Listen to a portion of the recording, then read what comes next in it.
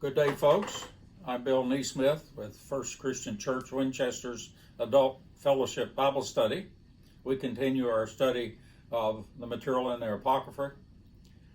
Last week we began our study of a large book, the book entitled Wisdom of Jesus, Son of Sirach. We covered the general material. The scholars tell us we need to know to understand the book in general. And we also read the prologue, which was written by the grandson of Sirach when this was, and he translated it into Greek, which then made it available to the world. Hopefully, as I had advised, you started your reading because today we're going to cover 6 chapters, or the majority of 6 chapters, 1 through 6, about midway through 6, verse 7, up to verse 17 anyway. Recall that scholars claim that this was written in about 185 BC. And this was during a period when the Seleucid rulers who followed Alexander the Great in the continuation of the Greek Empire requested and imposed upon the people they ruled, or even their allies, greater and greater and greater pressure for these people to become Hellenized. That is, to adopt Greek culture, to adopt Greek religion, to adopt Greek thinking. And this writer Sirach, as well as a large number of Jews of his day, saw this as an affront to their religion as well as their culture. Sirach used this book as a handbook in teaching young boys and young men during this difficult period of time, as well as on into later Judaism, as well as early Christianity. Chapter 1 starts with a hymn called the Hymn of Wisdom. It makes a claim that to know and appreciate that all wisdom comes from God, that is, the God of Israel, is in fact wisdom. Further, that such knowledge was created before all things. Scholars argue that this point was being made as a counter affront to Greek philosophy, which taught at the time that all knowledge comes from repeat observations over time, especially over a long period of time. This Jewish writer sees this Greek teaching as being very detrimental to Israel's faith, especially. And he was a well-known scholar, teacher of his time. It is important for us modern people to not become confused here. We are schooled in post-Enlightenment times and philosophy during the peak of the scientific revolution brought on by the scientific method. Consequently, we would argue with Sirach's points. But our objective in this class, as we study this material, is not to argue with it. It is to understand the thinking at the time of the writer of Scripture in order to better understand the foundations of our faith. So don't lose the focus as we go through here in this study, because it's very easy to argue with some of this material. And I don't discourage you from arguing. I just want you to make sure you understand the points that are being made. This hymn is followed by simple poetry, as the whole book is essentially poetry, centered on the value and meaning of the phrase, "My son fear the Lord, or my child, fear the Lord. This phrase or its simile is repeated at least 10 times, maybe 12 times in this chapter alone, and of course will reoccur regularly throughout the whole book. At the heart of the teaching is an effort to equate fear of God, that is Israel's God, observance of Mosaic law, and the discipline to hold fast to that as a faith with wisdom. In other words, that is wisdom. Scholars say he derives much of this from Proverbs, which teaches a similar thing. One point made is that if wisdom is obtained, you now have the garland or the crown of wisdom. So if you desire that crown, if you desire that garland, keep the commandments. That is, keep the Mosaic law. Chapter 2 has a shift in poetic cadence as a way of emphasizing a major change in thought, which he will use periodically throughout this book. Here the topic is now about preparing oneself to be truly tested if you're going to try to stand fast to your faith. Faithfulness to religion and the wisdom that it teaches and its belief and practices is going to test you, my son. There will be strong obstacles and stumbling blocks placed against your obedience to obey God's will in this new society. So it will not be easy. Accept that difficulty as the new reality in this age. It will happen, and when it does, you need to accept that you're not an exception to the rule. You're not being picked out or cursed by some evil spirit. It is the new reality. It is the new normacy. Scholars claim that strong woes placed here in towards the end of this is for those who think that the easier path to avoid these obstacles is to simply have a mixture of Hellenism and Judaism. And Sirach levels 3 woes towards such, which is in their time and place considered damnation. The 3rd chapter shifts from centered on the first commandment to love God as Lord to the 5th commandment to honor your parents. The point is made essentially or implied that true religion moves beyond just worship of God to love of humans. After all, they're God's children. Dishonoring parents is equated by Sirach to a form of blasphemy. And we have to appreciate that in their culture, in their religion at that time, in Judaism, that was meant an unforgivable sin. He is especially condemning in his address towards the responsibility towards aging or senile parents.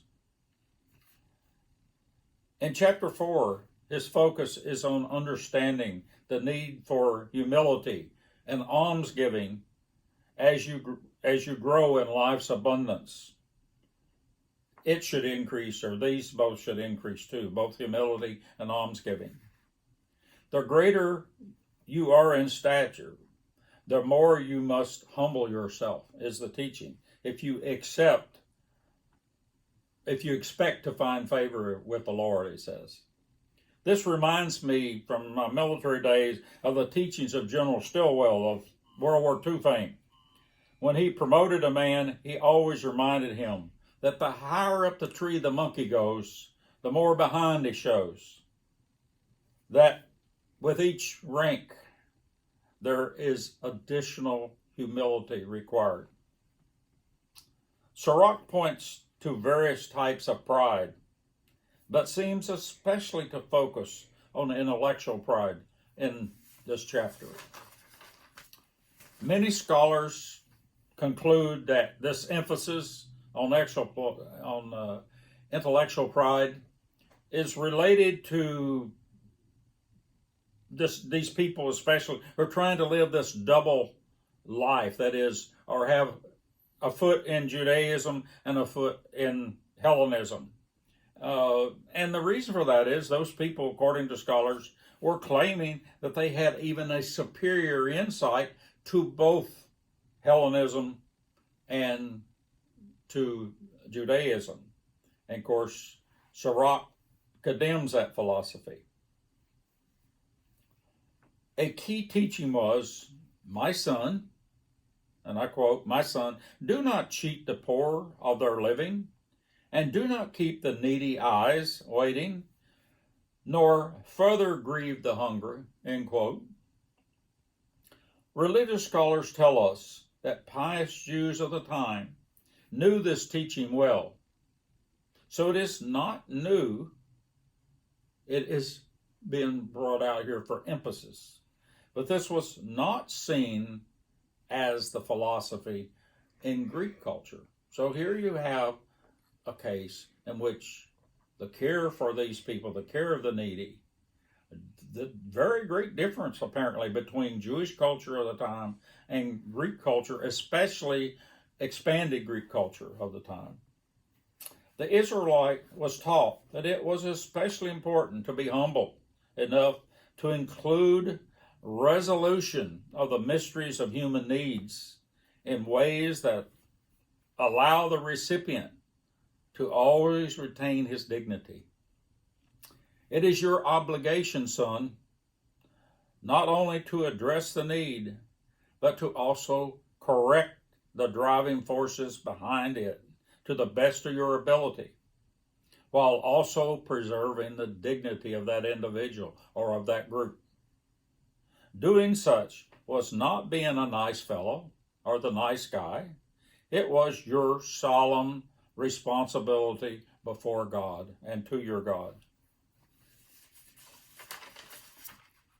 So wisdom allows you, son, to recognize and accept this duty to help the marginalized citizens, especially the poor, especially the widow, especially the orphans, especially the sojourner, or translated immigrant.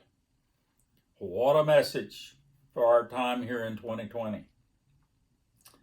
He goes further, implying you are to assume parental-like responsibilities for those in need.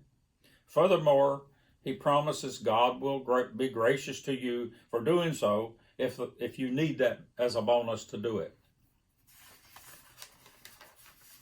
Sirach then shifts later in chapter 4 through the middle of chapter 6 to a series of proverbs addressing public and private relationships. And he jumps all around in that. I mentioned in the introduction material last week that there were areas in which the grandson says that it is very difficult to translate the Hebrew into Greek. This is one of them. Although scholars point out that he has done a super job of translating to the Greek in this area and making the Greek clear, trying to imply the Hebrew understanding, or even does a better job, some people say, than what's there in the Hebrew. Probably taking some editorial liberty with the old granddaddy's Hebrew here, they say. In these proverbs, he again praises wisdom and notes also that wisdom is always female. In other words, as he writes, wisdom is feminine. Why? Is a big question. Why is this? Well, scholars debate a lot of this, but one that makes a lot of sense is that he was teaching teen boys and young men who have their minds on what? Females. So the idea is that wisdom should be sought at the same level of craving or desire that an interest that one has in the opposite sex. This, in other words, this is a priority. It should be a driving force. It's not a pastime. He also here connects the idea of serving wisdom, that we're serving these things that wisdom teaches, as a form of divine or godly service on the order of priestly duties. In other words, it should be highly desired and of highest priority in life. Wisdom instructs or teaches her children, and especially helps those to seek wisdom early in life and early in the day. In other words, this is not something to be left for an old man to learn after he has nothing else to do or can't do anything else. This should be a priority while you're young. Or it shouldn't be left to late in the day, that after you're tired and done everything else, that you spend a little time trying to learn some wisdom. Wisdom will exalt those who value her, love her, seek her, and hold her fast, he says. Also, those who hear wisdom do more than just hear. That is, they do more than just acquire the knowledge. They also conduct their life in compliance with what they've learned of what wisdom proclaims, he says. One must have the courage and convictions to incorporate the learning rather than just acquiring it and leaving it as knowledge, especially in this time setting that he's writing. Wisdom will not be without risk, however, is a special warning he gives. It will send you down paths that fork or turn around. You will need to make decisions along the way to the best of your ability. And what you have to be especially observant of is that when your resources run out, when the wisdom runs out, of being observant enough to realize I'm on the wrong path. Learn from your mistakes, he says, and make new decisions when you find you have made the wrong one. Wisdom is not obvious, but it's disguised. He uses the analogy here of the disguise as being a foreign woman. Scholars say he is referring here to the power of strong seduction, to be misled off of the straight path is the most common form of disguise.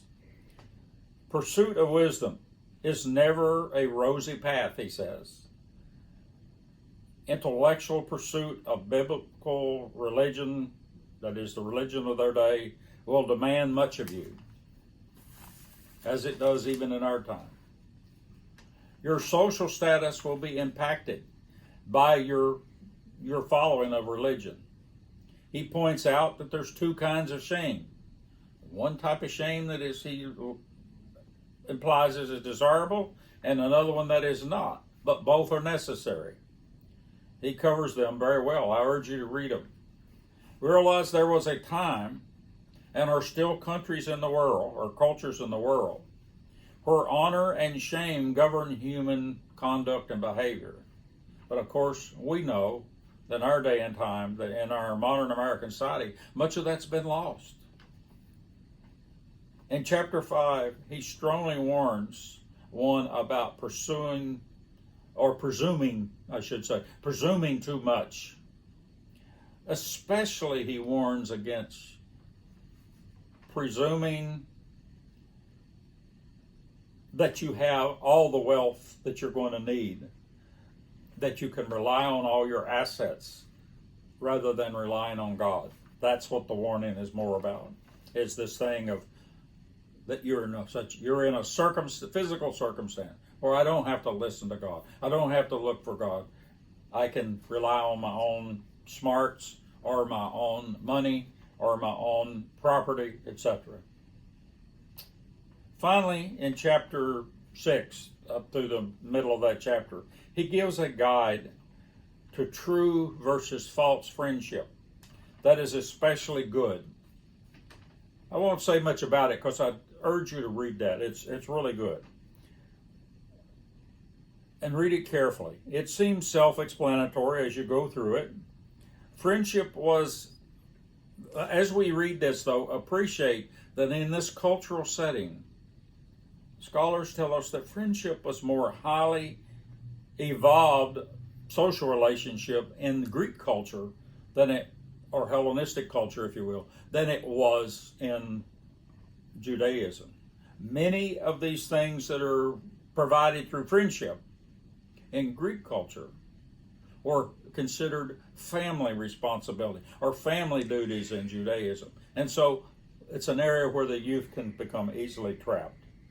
And also this was generally true throughout the Middle East.